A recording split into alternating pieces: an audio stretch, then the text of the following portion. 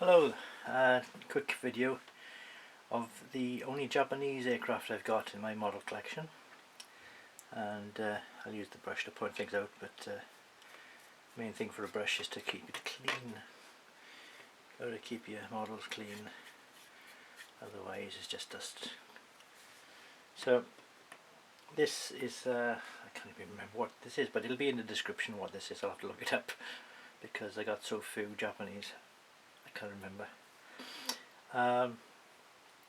But you may notice the main feature of this, and one of the main reasons I built the Japanese dive bomber. This is actually from a carrier based, a lot of them were World War II, from what I understand, which isn't much.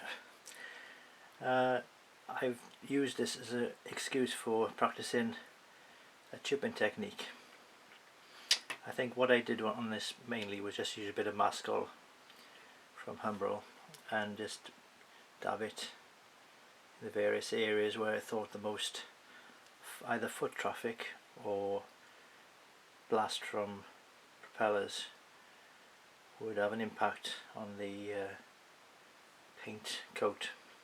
So I've got a bit there where people have stepped on to stand and help the crew, 2 or 3 man crew, strap in to the cockpit, and also where there may be foot against fuselage damage for the crew.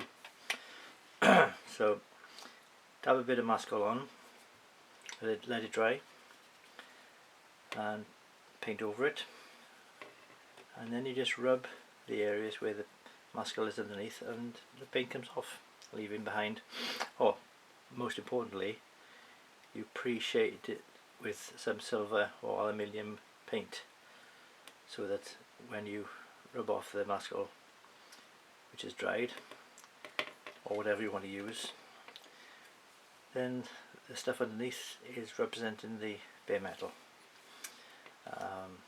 So I've got a little bit of area around the leading edge of the wing and the propeller area,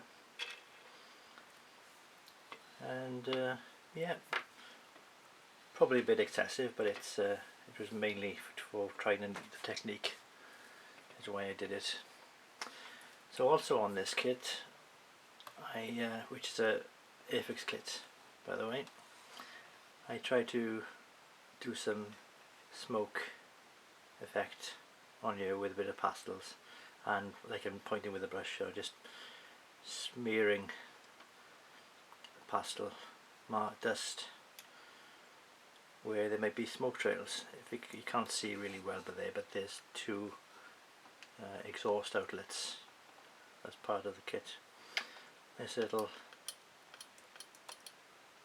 hook, arrestor hook, and likewise I've put a little bit of chipping effect where the flaps are, because I thought they'd be down and more likely to get affected by grit. But not a bad little kit really.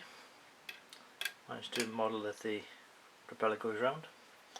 It's got wheels which should be free, but I don't think I've done it really to make them free running. But yeah, that's my only Japanese aircraft. Type in the description. I can't remember what it is now. But yeah, there we go.